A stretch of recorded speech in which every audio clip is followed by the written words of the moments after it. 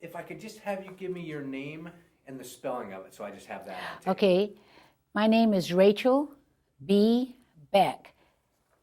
My name is spelled R-A-C-H-E-L for Rachel. B is in Borsberry, which was my maiden name, and B-E-C-K Beck is my last name. As I find my ends, Adolf did the last interview, so where did he go?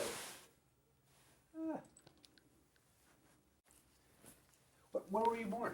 I was born in Shanghai, China, and when people ask me why, well, my mom was there at the time, so that's where I was born. My mother worked a long time ago when she was younger. She worked for the Shanghai Telephone Company, and my dad met her out there and got discharged from the British Army out there so that he could be with her, and they got married, and he had a job there, and she quit working, of course, when she got married, and my dad worked for the Shanghai Waterworks, which was under British control, and we just lived there. Shanghai was a very modern international city, and lots of people lived there for many different reasons, and it was just where I lived. Well, as a child, I mean, what are your memories of it pre-war? Pre-war? Oh, I don't know. It was really just living. We lived in Avenue Hall. We lived in Henley House, and my daddy worked at the waterworks, and it was just great. I mean, I had Amma, and we were playing a lot. I remember playing a lot, and then we took home leave. That means, like every 4 years, my dad had his way paid to go back home to England, and we went back to England, and things like that. And there was always something going on in China, a war going on and all that. And the Shanghai was a city divided into many different quarters, like French Quarter, British Quarter, and you had various extraterritorial governments, which is something kids maybe don't understand, but it's like having your nation in another place. They were given a 99-year lease on the city of Shanghai, but not just the British, like in Hong Kong, it was just British. But in Shanghai, I believe I know it was British, American, I know the German had a section, French, and I think the Dutch, but I'm not sure of any other nations. And like the police force in our section was British police, but the British ran the Shanghai Waterworks completely, and the French had their police in their section, and so it's like little bits of England imported into parts of China. And then in between the different areas, there would be what they call international Chinese settlements. The Chinese had their own governing laws and stuff in their areas. But most of Shanghai was basically run by a municipality of the different countries, to keep order and law and things like that. And that was just great living there. I mean, just like any other kid growing up anywhere else.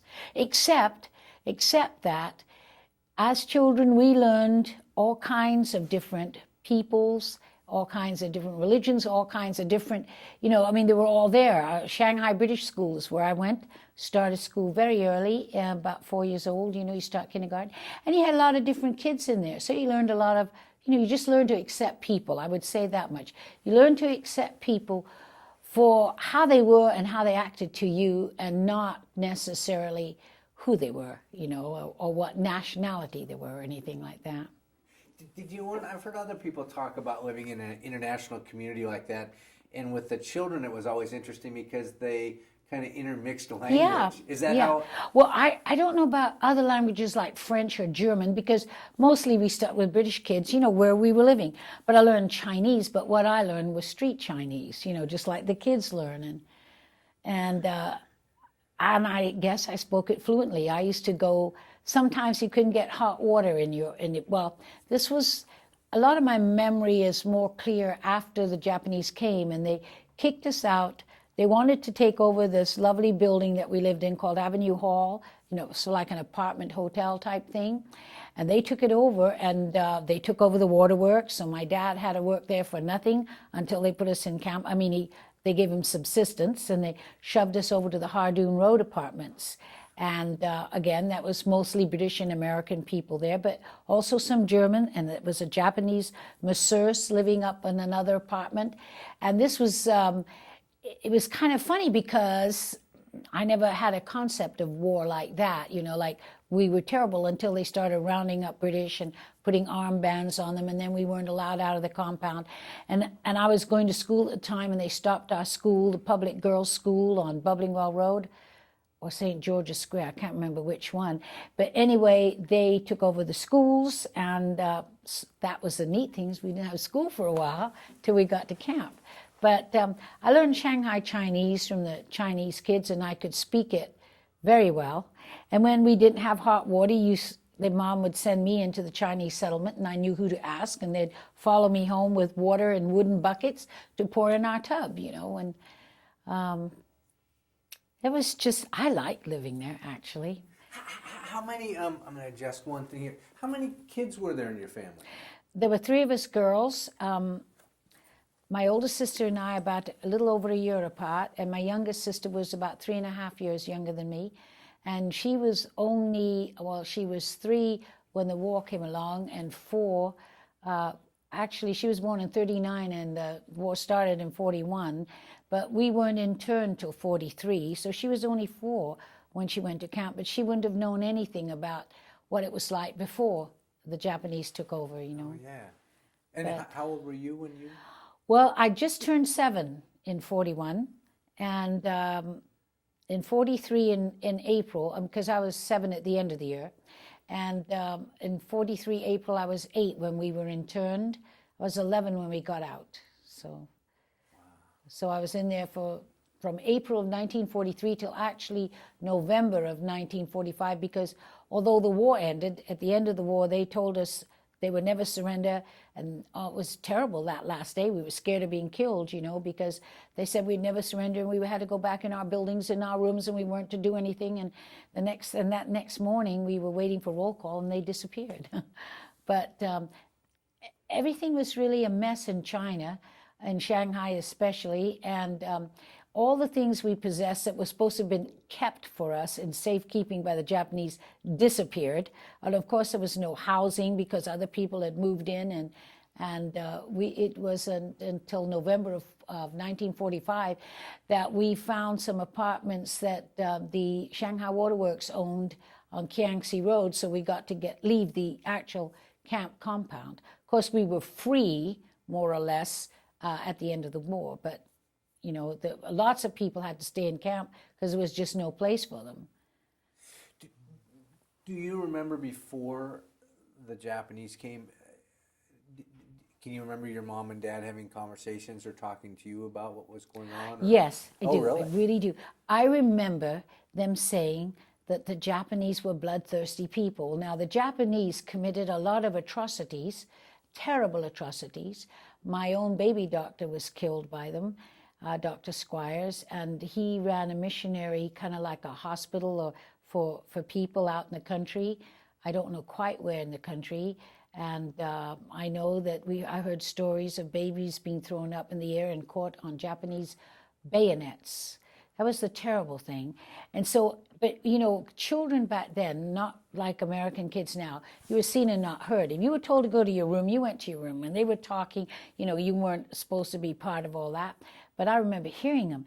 And so I had an imagination, when little children hear the word bloodthirsty, you think they drink blood, So I used to be terribly afraid that they would see me, and at night we'd cover ourselves up with our blankets and wouldn't even let a bit of hair show out because we didn't want them to be drinking our blood, or whatever it was. But yeah, I had heard stories, and a lot of things happened.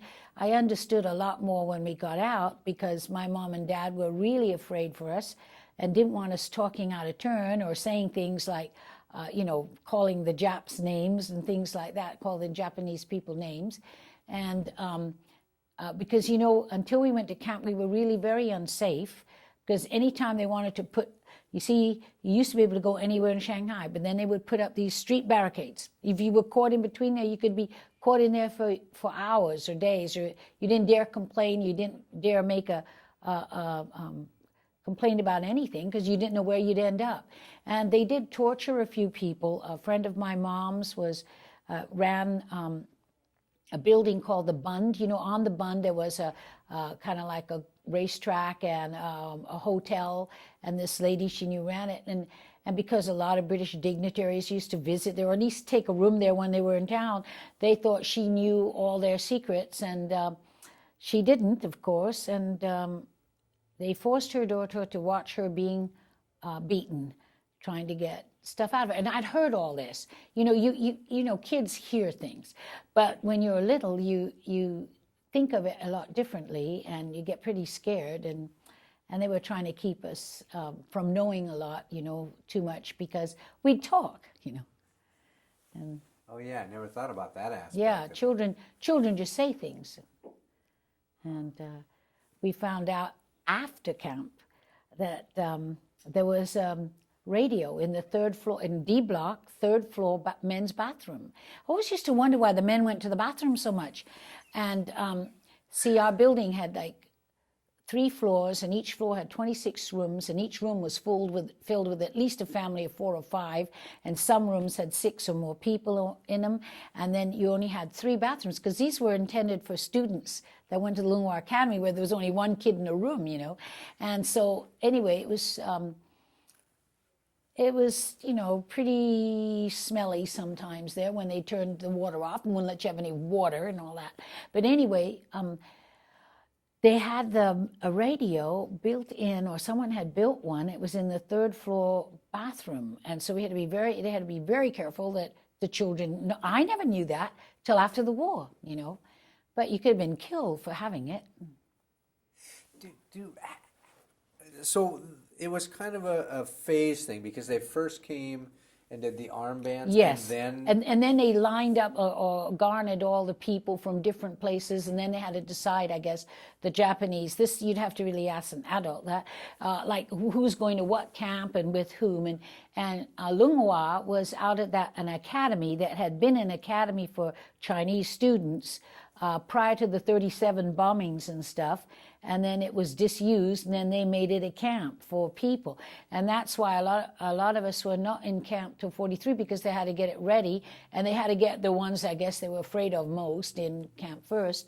And we went in April of 1943. A big old truck came for us, you know, just like a big old army, you know, just like what you'd call it, a dump truck, but, you know, with wooden sides and stuff, and some seats in there. And we had to get in there, and we were allowed to take 1 box of stuff for all of us, for 1 or 2 boxes, you know, for all of us. And we weren't allowed to have any knives. We had to have tin plates and cups. We were told we could take that, and blankets.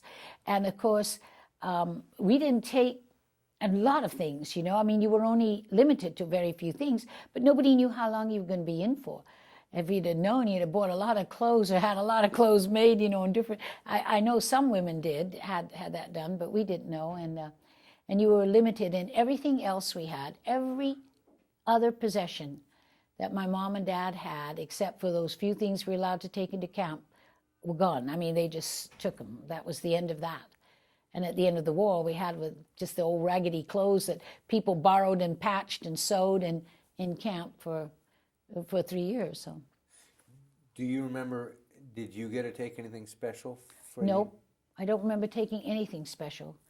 They didn't want any British flags. There were a lot of things that were banned. You know, I wish we could have taken books and stuff, but you only had so much room, and.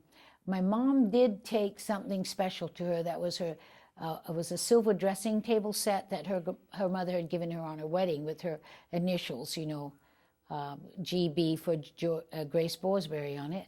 And she had that in camp, and she did put a full-length mirror, you know, just a regular door mirror, in between some of the quilts bedding that we had. I guess she sort of smuggled it in, because I think we were the only ones with a full-length mirror, because when people were dressing, they always wanted to come in our room to see what they looked like, because she had a mirror. Do you remember, was it scary when they were loading you on the truck, or did your parents protect you from? I don't really remember that much about well, you know, when you're a kid, anything like that's a bit exciting. I always wondered where we were going and what they were going to do to us, you know. But because there were so many other British kids, and all the kids, a lot of kids I knew and a lot of kids I didn't know, all of us being in camp together, we sat on, I remember the first day after the truck took us there, we were sitting on the boxes with our names on it till somebody who was organizing everything in camp, and the British are great at organizing, told us what room and building we were going to. And we were in Building D, D block, room 317, and my Aunt Kitty, who was also there with, that's my mother's sister and her family, they were in G block, but then she was expecting. Now remember, kids then didn't know how you got to be expecting and all. And after she was in camp a while, they moved her out because they had to have her close enough to a hospital to deliver, because we were way out in the country. And now I don't know if I was really that scared. Nervous, and we did learn right away to behave, not to say a word. If the Japanese were talking, you shut up. You had to learn to stand up at roll call every morning and not make a sound until they went through the buildings and told them you were all clear to go back in your rooms. If you moved or went in your room, I had to go to the bathroom or anything. It didn't matter if you were a little baby or a grown-up, you didn't dare do that because you could get slapped around or beaten for moving. You learn very much to be afraid of the Japanese guards and not to dare do a thing you weren't supposed to do. Were they armed? Was it? Oh, absolutely. Yeah, they carried guns. They were different, they're people. Some of them would be just, going through, checking your names, and some were pretty malicious. There were a couple who were very malicious, and there was a couple that liked to, one would go through and do the roll call, and you would think they were down and out the building. Another one would come up the other stairway and try to catch anybody who moved before the all clear for our building was sounded. And we called them Snake Eyes and Never Smile Again. That was just the names of them. We didn't know their Japanese names, but that was the camp name for them. And because they could be very cruel, they caught one woman. She was the Belgian consulate's wife. She was on our floor. Only I was down on the bottom floor because one room had one child too little and they didn't want to have to move. So at nights I would pretend to be there so they could stay in the room. But we heard her getting slapped from the ground floor because she was ill and turned to go back to her bed before the all clear sounded. And the other guard came up around, and remember, everybody had to stand and watch and listen, and they just beat her because she went to lay down because she was sick. And you could hear it on the ground floor. So if you want to know what it was like, it was pretty awful. But I know that we never suffered like our prisoners of war. I belonged to the POWs, and I know the guys that were in the Japanese prisons for Mitsubishi and other companies in Japan, they were treated a whole lot worse than we were. We were lucky enough, if you can call it lucky, being in a concentration camp, we were lucky enough to be close enough to Shanghai, which was still an international city, and still there was some not really adherence to the Geneva Conventions, but the Japanese didn't dare go too far overboard there because there was a Red Cross presence. There were other things that, other nations observing all this. So they didn't go too far overboard in their cruelty, with us people in there. But you learn very fast not to make waves and not to cause any trouble and behave yourself. It sounds like they were, for lack of a better choice of words, equal in that they weren't discriminatory in who they were not nice to. Men, women, children. Right. Or did they pick people out? Well, now remember, I was a kid. I had to go to bed early. I don't know what happened in the evenings, and things like that. I do remember that my mother had a very good friend named Lily Pate. She was American, and she has a son, Daryl. They're dead now, but Daryl's still alive. My Uncle Kay Pate died, too. They weren't truly uncles, but when you were that close, you called them uncle. And my Aunt Lily and her son got an exchange. There was some kind of exchange of prisoners, which I don't understand, but it had to do with Americans and Japanese, and they got to get out of camp and back to the States or something, or back someplace. So they weren't in camp anymore. And as soon as they were safe, my Uncle Kepe tried to escape, and he did escape. He got to Chongqing. Well, this was 44, maybe, 43, 40, 44 was the second year we were in camp, or the beginning of whatever date. I'd have to go look that up, you know. Well, whenever anybody did anything wrong, they shut the whole camp down. At first we were allowed to eat in dining halls, and then they made us take this horrible food into our houses, and it stunk to high heaven, you know, into this big building. They'd bring this slop in, you know. And anyway, when he escaped, they tried to question people that were in the same block with him. And there was a young man, and he didn't know anything about the escape plans. 4 men got out and got across. And I know he lived because I've seen him. You know, I saw him after the war.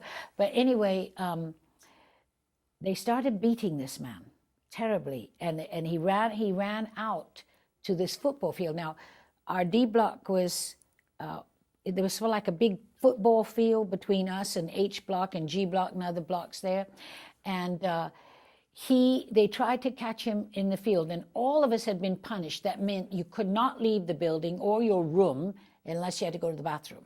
You weren't allowed out, and the rations were cut. In fact, you couldn't even get your water. You know, our water was rationed too. And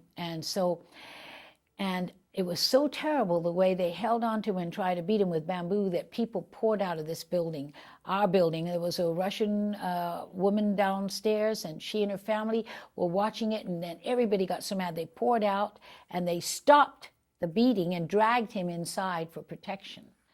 And anyway, the whole camp came out then to try, and then the Japanese got scared of so many people pouring out, and they called it the Lungwa Rebellion. Well, it didn't last very long, because very soon after that, truckloads of armed soldiers came in, and they were on all the roofs of the building with guns, and I mean, we behaved or else. They took that man into a hospital, supposedly, in Shanghai. They took him out of camp. I never heard any more what happened to him. But so if you did anything that you weren't supposed to, or like people escaped, then every day, every few weeks or something, the camp got tighter and tighter. They start setting up barricades in between, where after 6 o'clock you couldn't see anybody in G block, or they couldn't see anybody. You know, they divided the camp up. And if you got anywhere close to the barbed wire, you could be hit, beaten, or killed, whichever, you know, take your pick. And they put more and more restrictions. Like I said, we didn't eat anymore in the dining room buildings. You had to eat in your own room. And well, you know, just every kind of restriction they could think of. So if you broke a rule, see, they were allowed to beat you. But they just made it so it was so much easier to accidentally break a rule. But being a kid, you know, I had to listen to my mom and dad, so I did what they told me to do, and they made sure we stayed out of trouble. Do you remember, and again, it's a child's perspective of it, but was it demoralizing for your dad and your mom? Absolutely, but not that they would let us know. Now, my dad, when he was armbanded, you know, that meant, like, before we were in camp, because he was British, he had to wear an armband, but he still had to work for them at the waterworks to run it, you know. And one night he went to his favorite pub on the way home instead of coming straight home, and he was a little high or drunk or whatever, and he went down Bubbling Well Road, which is one of the main roads there, singing God Save the King. So, well, you know, they put him in jail, but we were lucky that he just got put in jail. They used to have a police force called the Kompartei, or Kemppartei police, and they were sort of like a Gestapo would have been in Germany. But he got caught by regular police and just put in jail overnight, so he was lucky. But it was, when you have everything taken away from you, and I mean, your whole family is there, and there's nothing you can do. There isn't anything you do. Everybody in camp was forced to work at something or other, all the adults.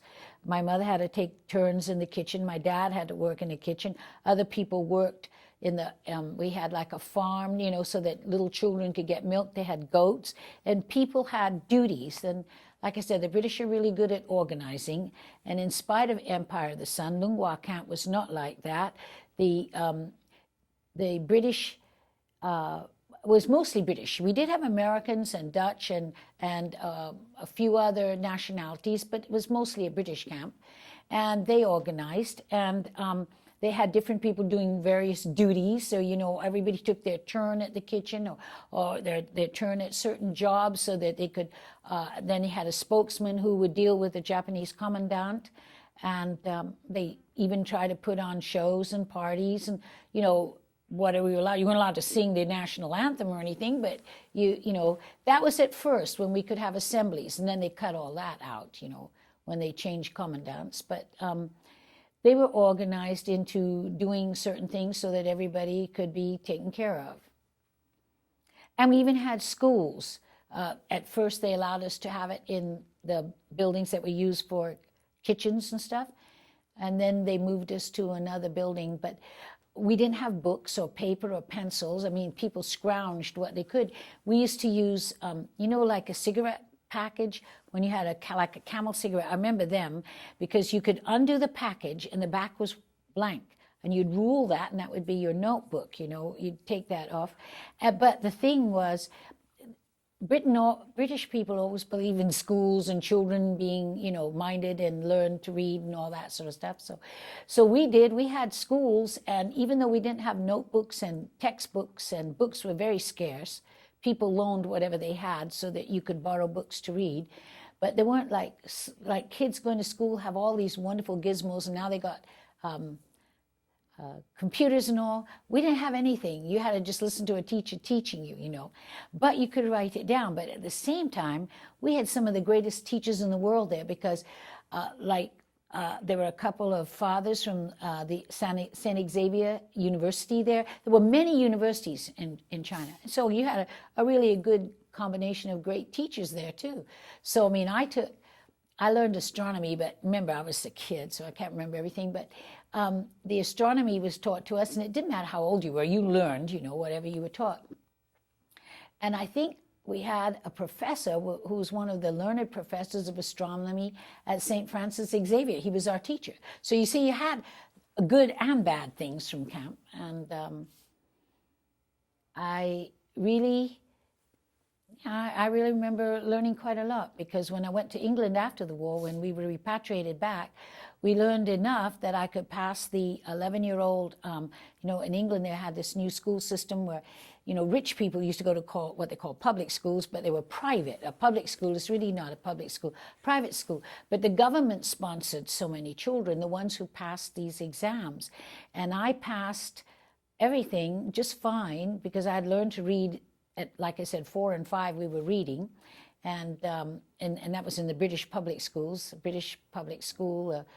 It was called a public girls' school in China. And so I had the education, but not, you know, the textbook stuff.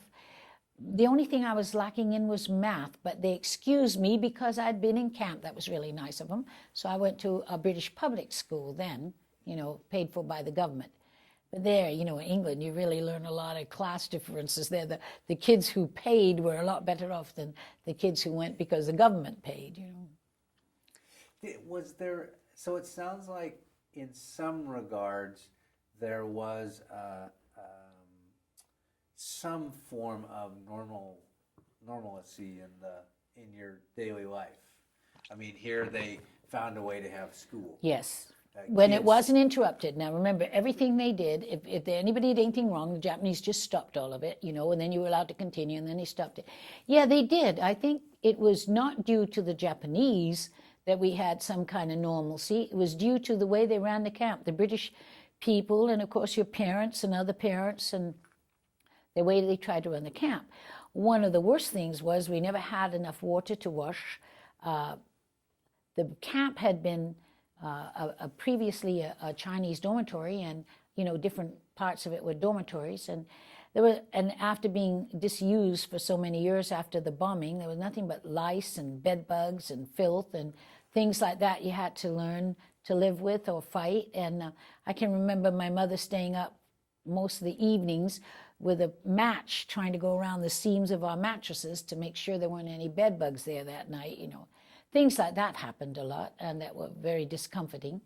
But as far as normalcy for kids, yeah, I think the camp people, the people like my dad and mom and other people tried to make it livable. The food was awful. I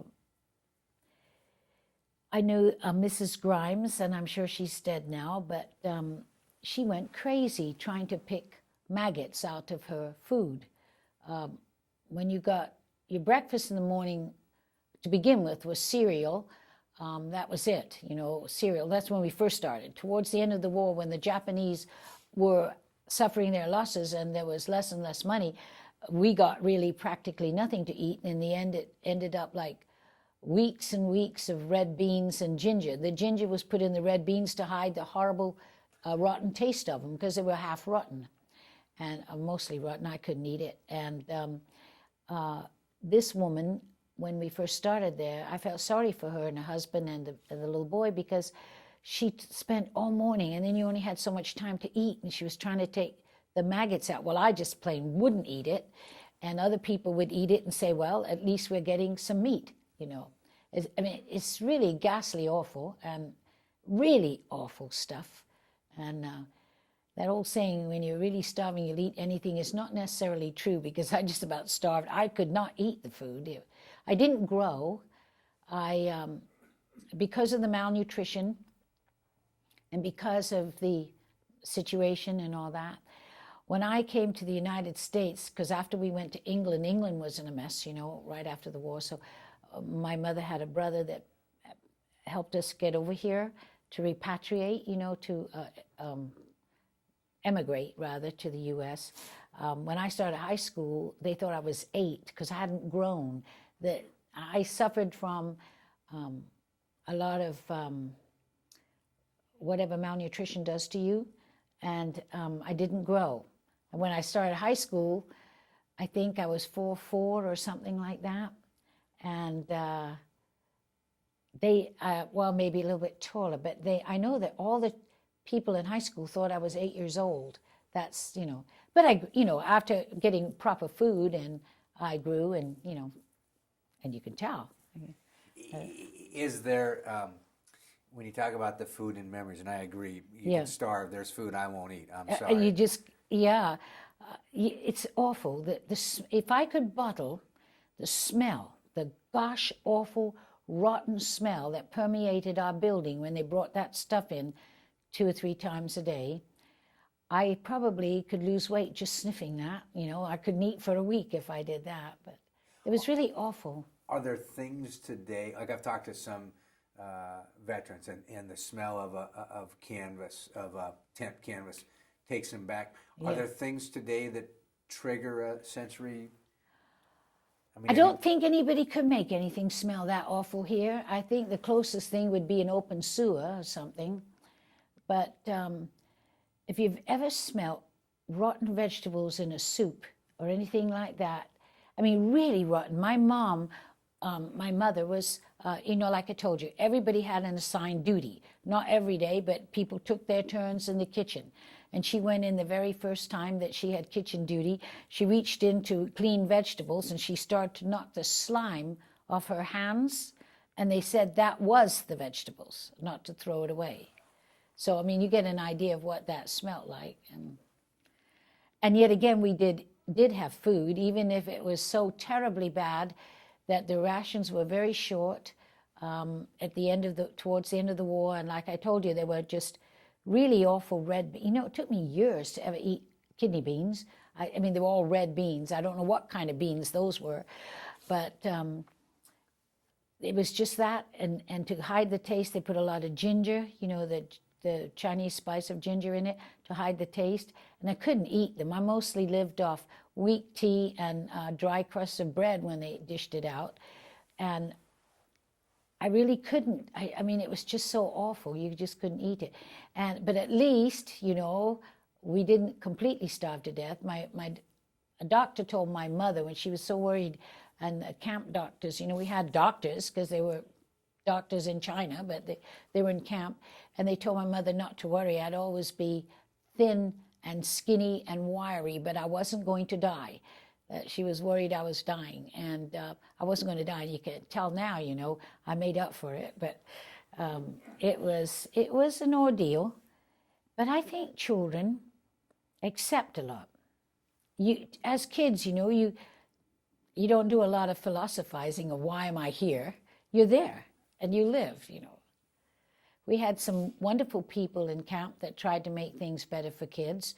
We had a man named Mr. Ridler. I'm sure he's passed away because in 42 he had gray hair. I remember that, so he must be dead. But Mr. Ridler had some books, and because he didn't want to loan them out to thousands of, well, there were like, I'd say 400 or 500 kids in our camp. He would sit, and as long as the light held in the evening, like summer evenings, we'd sit out on the lawn and he'd read us from some of the great books. And he would read in such a way that everybody, we were just sitting around. It was like storytelling time, but that was our only entertainment. Now remember, there never was a bit of gum, candy, an orange or apple, anything. I mean, for years, we never had anything that children look forward to. And in fact, after the war, when the Americans and British came into our camp, we had to be very careful, because if they gave you a pack of gum or they gave you a candy bar, you'd get sick on it because you hadn't eaten anything for so long. And they had to take it away. We thought the grown-ups were being really mean, but it wasn't. It was just that our bodies couldn't take that kind of nourishment when they haven't had any for so long. And then kids got to, like, American sailors and soldiers, people would come to see our camp after the war. And a lot of us, like I told you, were still there because, we had nowhere to go. And gum was something, everybody wanted gum. And you were so afraid you weren't going to get another piece. Remember, 3 years of not having anything. And the kids were doing things that my mom and dad made us spit it out into their hands when we had the gum after, we were chewing it. But there were kids who were putting it like behind their ears so they could save it just in case. And you get into that mentality, if you've been starving for a long time, that if you don't hold on to it, someone will take it away. And kids were doing that. It was getting to be a danger. So they had to try and ask the guys not to, they were killing us with kindness. Do you know what I mean? It was really neat. A lot of kids got adopted by different, our camp, like the British fleet came in, and there were many camps, not just Lungwa. And our camp was adopted by the HMS Black Swan. And we were all taken in trucks, to have a great big feast and all the sailors, The trouble was we weren't used to food like that. And you couldn't really eat it that much because you'd be stuffed right away, and it was so rich and so good, and yet, you couldn't do that. And just about the end of the war, after the war, after the Japanese disappeared, and they knew that our camp was out there, but no one had been able to get to Lungwa to help us at that time, because we were way out in the country. Well, actually, we're 3 miles as the crow flies from Lungwa Airport, but it was a long way around from Shanghai. And they dropped parachutes, of beautiful colored parachutes of rations, army rations and food and stuff. And then, of course, they organized a group to go out there and get them and divide them up and all that. But that was the first time we had eaten really good food. They were the K rations or C rations or whatever the troops got. And I remember that we just loved these cans of ham and eggs. They called them deviled eggs or deviled ham and eggs or something. And little cans of fruit cocktail. Boy, that was a novelty. And they divided them out so people had food. They divided them by families and all. And that was really, that was something wonderful. All these parachutes coming down with big boxes of food. Unfortunately, a lot of them missed the camp and fell in Chinese fields, rice fields near us, which was kind of exciting because then, of course, the Chinese were upset because they felt their rice was being hurt and they ought to have it. And then we had to bargain and get our things back. People would be out there in droves trying to get the food that was struck to us. And then also I remember a lot of our clothing that didn't fit or even were raggedy or whatever, we used to take that out and trade with the Chinese villagers nearby, because for a few days there, see, there was no water coming in. Our water was rationed and brought in by trucks, and there was no fresh water. They just left us. There we were with nothing. So they organized groups again to make sure the water was safe to drink and all that stuff, you know, until the official troops and people came in from the British Army, American Army, or whatever that was that came there. Those are the ones that took the pictures I showed you that after the war. Do you remember any holidays, like Christmas? Or? Well, you sang the songs, but there was no Christmas. You learn, the littlest ones, I guess they try to keep Santa Claus alive by people making and swapping toys. But when you were over 7 or 8, you just had to learn that Santa Claus doesn't come in where the Japanese don't let him, you know. That's how they put it. You didn't have that. You didn't have that at all. But then, you know, in England or Britain, as I said, I grew up British, you don't have your presents so much. You have your stockings on Christmas morning. I mean, this is pre-war. They would be filled with like nuts and fruit and stuff and candy, and you have your meal. And Boxing Day is the next day. The 26th is when you got your packages or boxes. But nothing, even before war, nothing was like kids expect now. They expect the whole world now. They expect, you know, like, you know, give your kids a Sears catalog and they tell you right away, you know, I want this, this, and this. But I don't think back in the 40s and all, even children here got as much as children do today. But, you know, you just have to adapt, you know. I just wondered if they found a way to keep the spirit alive. I mean, Oh, right. They, like I said, they tried very hard by having schools and having assemblies and having plays, but that was all at the beginning. When people tried to escape, like I told you, a friend of my mom's did, and my mom and dad rather, Kay Payton, others, there were more people than that bunch that went out. When things got more and more disagreeable, there was less of that. Everybody kept hoping for the war to end. But what I didn't know, remember, I didn't know this till after the war. I didn't know a lot of people knew about the war going on and knew that it was going to end. And they never told us children, and I know the reason for it. They kept everything quiet as adults, because if anybody had mentioned that radio, a lot of people would have been killed, just summarily shot. And I guess that was pretty good that us kids didn't know about it. So, you know, you just adapt and live. You told me earlier a little bit, I mean, you'd lived in this international community. But you'd never seen an African American before. That's right. Well, not that I can recall. Now, in the British part, in most of the places I lived, they had Gurkha soldiers and Indian Sikhs that were like in the British police force directing traffic and things like that. You got to see a lot of people. But in our camp, not at the beginning, but after 44, we got some sailors from the USS Harrison. They were, I don't know if I'm sure there were some white ones too, but of course I would remember the American black sailors, but they had been very badly tortured. And we felt very sorry for them. A few of them were put in our camp, and a lot of they were put in the they were like, H building was single people, you know, like a great big assembly hall that was divided by sheets. You know, people had a little cubicle divided by sheets for privacy, you know. And they took them in there, and everybody tried to be good to them, but I'm sorry. That's okay. A few of them were a little mad, you know, not where they were mad at people, but they had been tortured till they were partly crazy, you know, and everybody took care of them, though. And I felt so sorry. And, yeah, they were the first American, of course, back then, you didn't use the term black, you used American Negro, is what we call them, American Negroes. And it was really sad. the Japanese tortured, murdered, raped, and killed so many people, and nobody knows about it. Nobody cares. Nobody seems to care about a lot of our POWs a lot of the military guys have never been compensated for anything.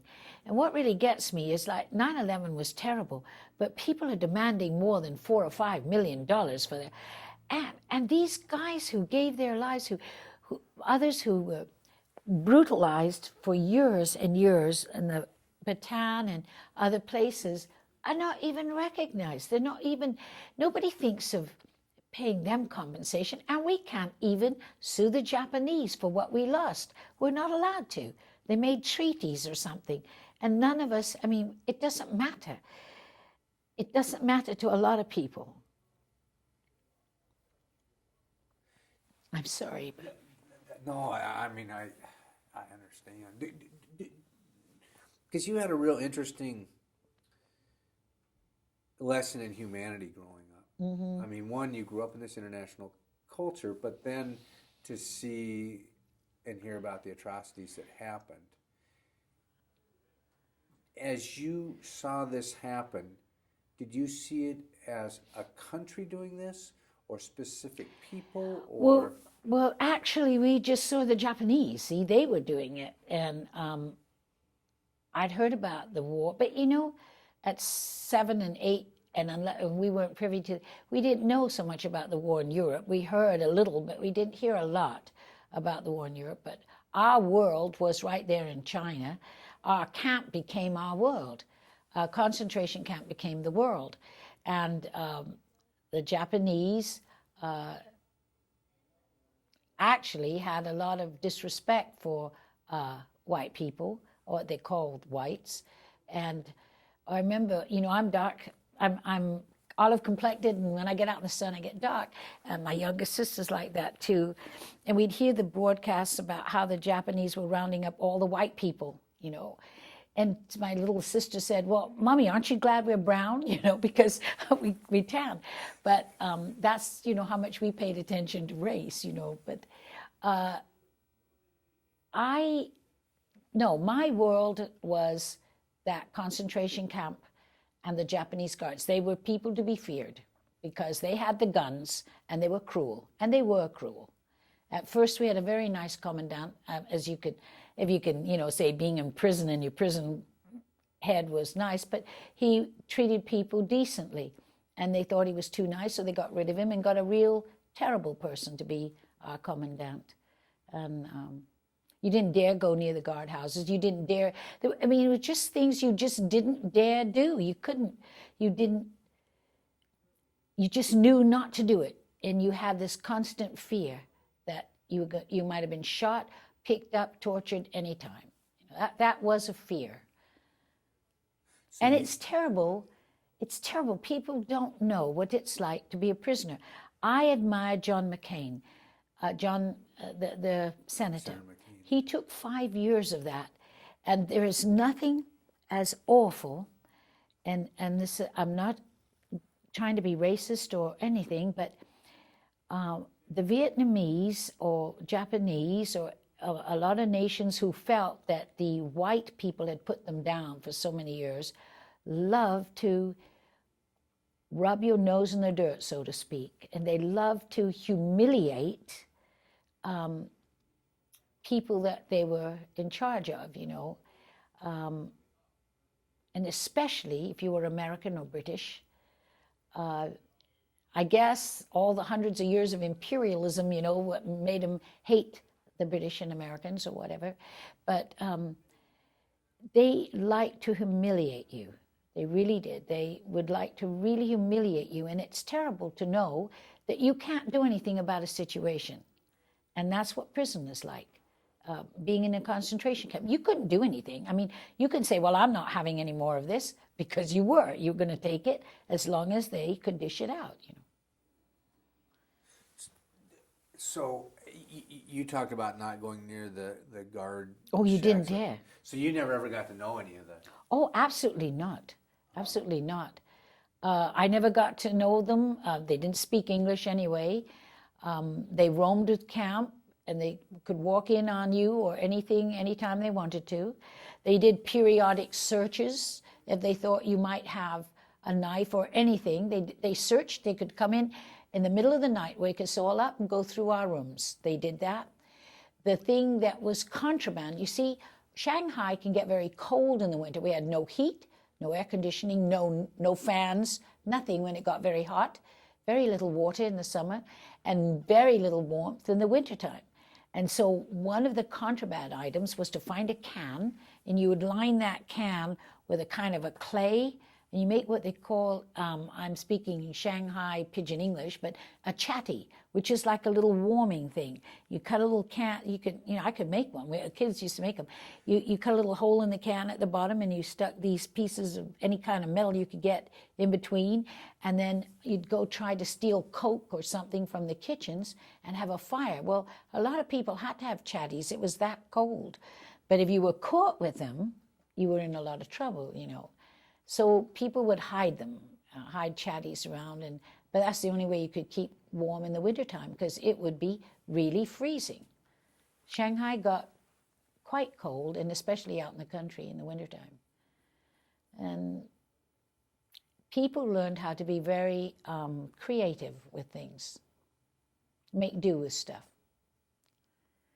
That's the amazing thing that you hear about, the ingenuity, the Yes. way that they made the best of a terrible They said necessity is the mother of invention, and when you had a need, you found a way to fill it, somehow or another. And it's interesting because it sounds like you didn't see a lot of good humanity from the Japanese. I mean, even to look at a little child and give that little smile, like, I don't want to scare you or anything. It sounds like there wasn't. No, I don't recall anything like that at all. I don't recall anything but total fear of the Japanese guards. Maybe in some places they were nicer, but we kept away from as much as possible any guards. You didn't go anywhere near a guardhouse. You knew not to even walk anywhere close to the no-no land, which was this side of the barbed wire. There was barbed wire, lots and lots of it, then a space, then another set of barbed wire, and you knew to stay quite far away from all that, and just did. How did this affect your mom? My mother was quite ill with something glandular, and there was a doctor in Shanghai that could have operated on her. He wasn't part of the nations that were interned, but they wouldn't let her get that operation. My mother always had troubles with her stomach and other things. But she lived, quite a long time in spite of it all. And I'm sure my parents were a lot more angry, a lot more unforgiving, a lot more, let's say, hating the Japanese, even long after the war. Long after the war. I don't like the Japanese of the period of the war, but I have, I've lived in America for 40 years, 50 years, and going to school and going in work in many places. I have American Japanese friends, but I don't hold them responsible for what the country did. But I do hold the American government at the time responsible for not going after Tojo and a whole lot of other really criminal people for the atrocities they committed to internees, both civilian and especially military internees, and the atrocities that were committed in the Philippines and other parts of China and Burma. And they were just let off scot-free for all that. So you can separate Japan of today? Yes, from Japan of then. However, I won't buy a Japanese card. I won't buy a few other things, because until they tell the American, especially a lot of the American military that were interned and made prisoners, made slave laborers, subsisting on practically nothing to eat, beaten and all the rest of that, until they say they're sorry, I can't forgive that part of their government, and they won't. They would like people to believe that the war was a figment of our imagination, and if there was a war, it was our fault anyway. And they are not teaching Japanese children in Japan. I'm not talking about American Japanese. I'm talking about in their own country. They're not teaching them that of their atrocities. They're not teaching them anything. They're trying to whitewash the whole thing as something we dreamed up, or at worst, something we started. And that has got to be reconciled, and I don't know that it ever will. You know, I think that is a big difference between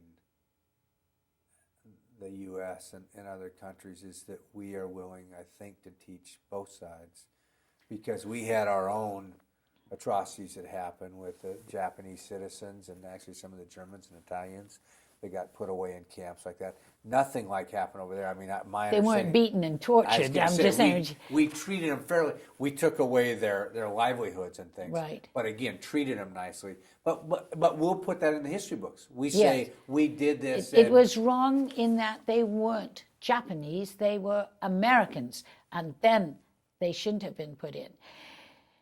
And I know I heard a lot of comments about, they said it was for our own good. But in a way, I could see where in some parts of this country, especially in, say, Hawaii, that it might have been to protect them too. But not necessarily everywhere. And I don't think they put Germans in camp. American Germans and American Italians were not in camps. They weren't in forced camps. Maybe there were German prisoners here, but they were from, like, prisoners that were taken in war. And they actually did. It's a little known history. They did take a smaller amount of Germans and put not a large quantity. In fact, there was a gentleman from Gig Harbor that was taken away and put in, because the original order was it did not just say Japanese, but Stillwater, I think it was, changed the wording to Japanese. Japanese, yeah. But there were very few. There were very few. And there were a lot of what they call, what is it? See, because I was a kid then, but wasn't it called the fifth column, or what was that terminology for people who were here spying against the U.S.? They were looking for those people. And technically speaking, the Japanese, American Japanese were American Japanese. They weren't Japanese. And that was a matter of law. That was not right. And I know people. I've worked with a lady and her husband, and both of them were interned and very bitter about it. And I don't blame them, because they weren't Japanese. They were Americans, but they were treated like the enemy. And I can understand how they feel. It's tough. And one of the questions I always asked was, prior to 9/11, I asked a lot of people, did they think it could happen again? And it was always interesting, the response. Since 9/11, the response is, yes, it could happen again. What, people going to prison camps here? A discrimination because of... Well, I mean, that's a whole different story. And I don't think certain things are right, but I don't think that we need to go so far overboard as to let ourselves get stabbed again. You know, you have to be careful as to when are you walking on someone's rights, and when are you being protective of your own safety. And it's a tough call. And that you're getting into a whole nother arena of thought. That's an arena of completely different magnitude, and I'm not really commenting on that. How did you know the war had ended, or your freedom? Oh, well, you know, when World War II in Germany ended, the only way we knew, now remember, I didn't know about this radio, but the only way we knew was American planes came over and did a wiggle, you know, over our camp. And it was really funny, because the Japanese, they kept us inside our building, and we weren't supposed to look out, but we did, because we were right there where we could see it.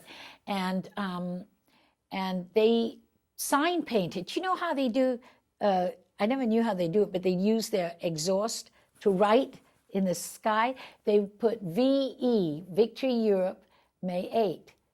You know, that they did that up in the sky above our camp. but they were so high, and the Japanese had to stay inside that day. And I remember that because they tried to shoot at them with their rifles and things. But of course, the planes that did that were way high up there. And then we saw some dogfights. There was some fighting that we watched over the Lungwa airport. We were told we weren't allowed to look out the windows and all, but there was no way for them to stop us. And we'd see some what you call dogfights in the sky over there. We saw a lot of that. That was towards the last few days of the war. And the end was when people thought it was the end, and the Japanese called us all out and told us that they would never surrender. And then we were kept in our rooms. We were told that we couldn't get out of our buildings, you couldn't get out of the rooms, only to use the bathroom. And that was the 15th. Now, in China, see, the war ended the 14th here. It was August 14th, but it was August 15th there. And the next morning, we got up for roll call again, you know, because we just had all these guards out there with their guns and bayonets and everything drawn, and we were never going to surrender. They were never going to surrender. Japan was, you know, we'd all die first. In fact, actually, just down where we could see it, there was a brick factory on this road where the Lungwa camp was. And it's really out in the country, so it was way you could see things, you know.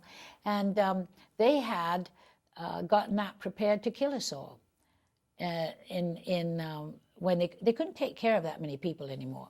And they were ready to get rid of us in the ovens or whatever they did. And we'd heard all that.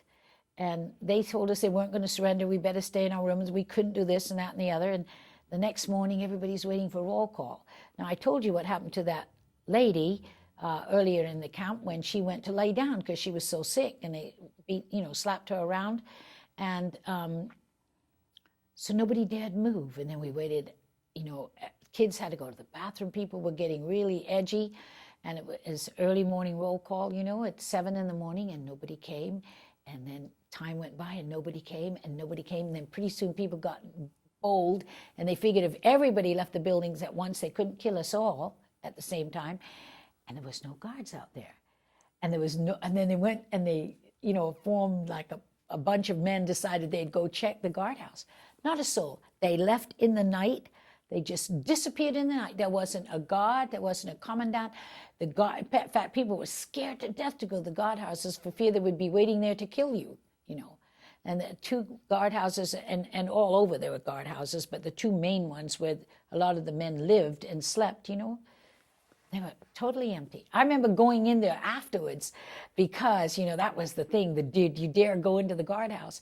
And all that was left were tatami mats on the floor. That's all there was. And that's how you knew. Since I've heard other POWs in Japanese camps say the same thing. They said they got up and the guards were gone because they knew we'd kill them if they were still there when the war was over. And that was it. But that must have been in other places other than Japan, in other countries. This right, is one where they had abused them severely. Right. Well, not only that, because if the ones in Japan, there were still Japanese people around, but in China, they just disappeared. And then the problem was, where are we getting our water, and where are we going to get food? And then we, like I told you, they dropped airplane loads of parachutes down, and our food came from there, and it was really different because they just disappeared. But everybody was still a little afraid. You didn't know if they weren't setting a trap for you to come out of the buildings and then shoot you because you came out. So that's a very memorable day. I remember that day because we kept waiting and waiting and waiting for the guards to come, and then they never came, and that was it. Have you ever gone back? No, I've never gone back. After the war, like I said, it took a while for us to get quarters, and we got quarters at Kiangsi Road, and I know it was before Christmas of 1945, and because they put so there were lots of American soldiers in the embankment buildings near where we were. Now, it wasn't the same part of Shanghai where we used to live, but it was wherever you could find quarters, And they couldn't do enough for you, especially kids who had been in camp. And they lived across the Suchow Creek in the embankment buildings and all that. And then about that time, well, I don't know if this is help the history students learn, but there is a thing called extraterritoriality. And when we lived there before the war, the British had theirs, the Dutch had, the different countries had. In other words, I grew up and lived under British law, British police, British protection, and the whole bit. At the end of the war, as a measure of friendship or whatever to Chiang Kai-shek, they turned all that over in Shanghai back to the Chinese. So already you had a different government system. And then they were at war with the communists. And the war was going on between the communists and Chiang Kai-shek, and they were moving down, and they were taking back over everything. And so we had an opportunity to repatriate back to England. And we went on a troop ship, and it was called the Highland Chieftain. It was a regular troop ship that was changed into, for women and children and all to be repatriated back to England. And so we went back in 46, and I've never been back because I don't want to go into any other country again that is totally ruled by people and you have no rights. Americans have got to remember how I'm an American now. It is wonderful to belong to a country where you have a right to speak and think for yourself and do things for yourself, and the law can't tell you you have to be a servant and you are going to be a farmer and whatever, like they have in controlled countries. And the thing I'd like to tell kids, if anybody's watching any of this that I'm saying, is that you better learn your American citizenship, you better learn your freedoms and your rights, and then you better be a good citizen and take advantage of them and vote. And pay attention to who's running your country. Pay attention who's running your schools, who's running your cities, your towns, and it's responsibility. And I think I might be paraphrasing a great American that says, voting and all is a privilege and a right, but you have to earn. What I'll actually do is I'll come back and ask you a question to set you up that Okay. you have some valuable information. Because I guess that's what we're talking about is the different rights that as Americans. You take for granted so many rights. You take for granted, and you don't care. They always have people, they always need someone on a school board, but nobody wants to volunteer to do it. And then they want to complain about how the schools are running, but they don't want to take the time to do it. You can't always let the other guy do it, because there's always going to be someone who will be glad to take over and glad to take your vote and this and that. And then one day you're going to find yourself where you don't have any control over anything. You've got to be interested enough in your country and in the people that you are with. And it starts right in your small hometown school boards, in your local politics, in your county politics, in your state, and so on. You've got to be interested. If you're not interested, there will be people taking over. And I don't know who said it, but it was something like, the democracy will not end with a bang, but with a whimper, because people will have let it go because they're not responsible. They're not voting, and they don't give a damn. As long as they got, they talk about Johnny Six-Pack and the football game. If it becomes more important than how your life is being run, and the only great thing about America is that no matter how rich Bill Gates is, or no matter how poor Joe Schmo is, they only have one vote. The difference is Bill Gates will vote and Joe Schmo often doesn't.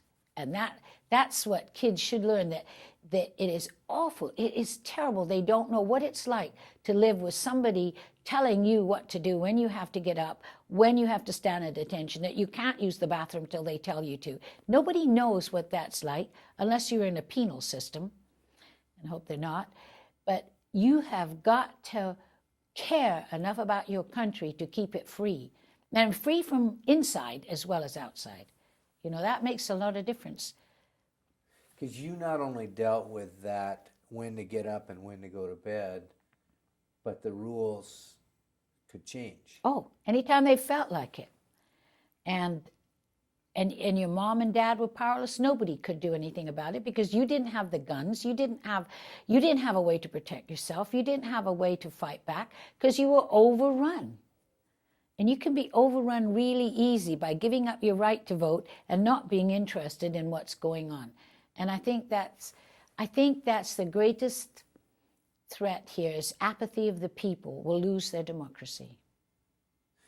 Now, your mom came to the U.S.? Yes. And your dad? And my dad. And my dad, well, see, when we left England, we didn't know it was going to be for good. We thought we were going back. But then my mother liked it so much better here with her family members had come here.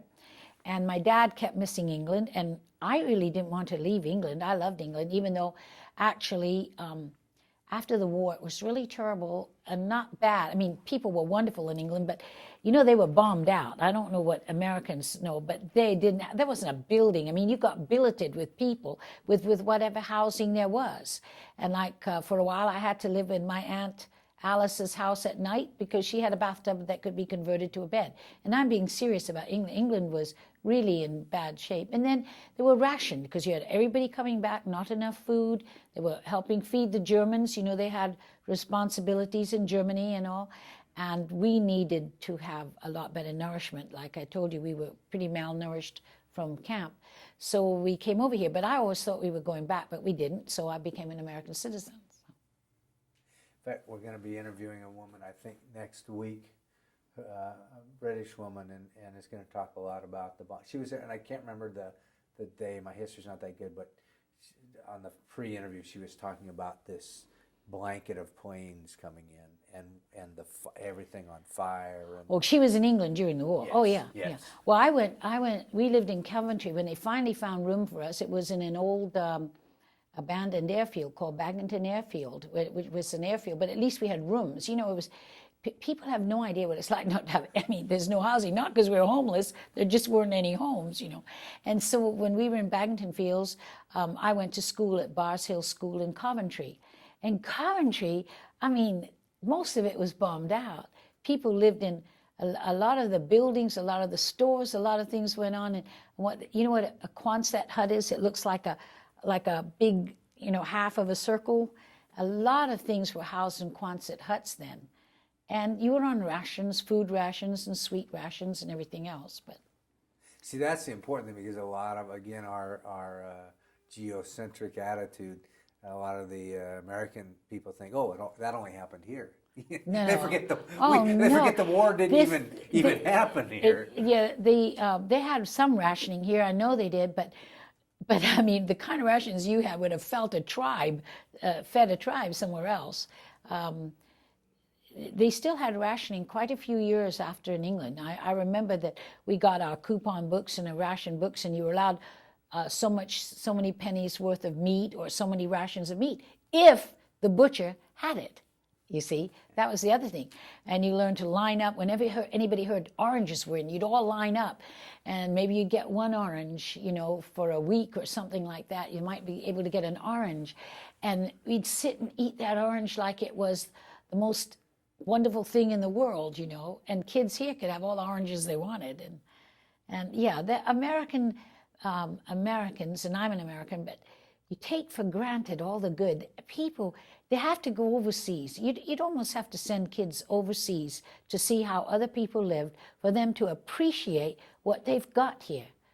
I mean, they just take it for granted and I think the thing that bothered me the worst, and I was a waitress, I worked my way through college and different things, was to see people put their cigarettes out in steak and things, and that food all was thrown away. Or people might have the money for it, but they'd have these, I mean, remember, I'd been starving for years, and they'd have all this food, and someone would take a bite, and they didn't like it, and they'd toss it, or something. And I was thinking, look how many people that would feed, you know. Even if you have the money, you shouldn't be throwing food away. It's, to me, a crime.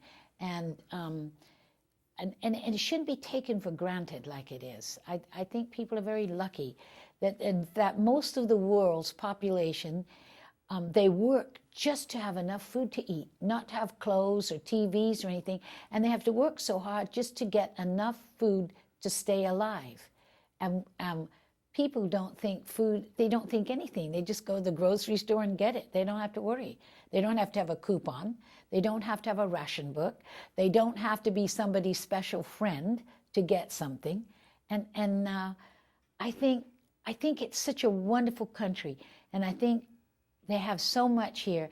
It bothers me when people don't appreciate their own country. Do you know if being in the camp had an effect on your father over the rest of his life? I mean, and I know your attitude in your My view. dad, yeah, I think so.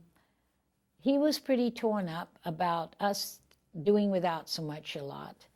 And he never had a chance to make up for it because, you see, he was an accountant and a manager in Shanghai Waterworks. But when you came to this country as an immigrant, you weren't allowed to hold any job. Now, this is back in 47. And the immigration laws were a lot stricter. And he wasn't allowed to have a job that an American needed. And so the type of work he did was more governmental, and you had to be a citizen and you had to have all this other stuff to be able to get a government job. And he didn't mind, but he started off at his age. He was at that time 41, 42 when we first came here. He started unloading flour sacks at the wharf in San Francisco, the only job he could get, you know. And so he learned longshoreman, and then he was a stevedore, and nothing that he used to do, but because he didn't have the credentials, or if you know anything about foreigners coming here, you may be a doctor in some country, but you're not recognized as one here. And he had a hard time because, you know, we were all grown and destitute, frankly, when we first came here. We didn't have anything. And to start off again at that age and not having a real proper job that he was used to, it was kind of hard on him. My father died rather young. He didn't live with us. He didn't stay alive very long. That's the hardest thing for a lot of people that immigrated like that. Because like you said, even though recognized in another country, to come and start over. And then again, there becomes that attitude from international people that look at them differently and don't realize that. Yeah, he died at 59. I don't think he was ever really happy.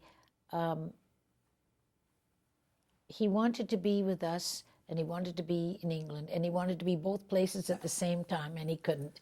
And his life was very different. Yeah. Huh. Well, thank you very much. You're welcome.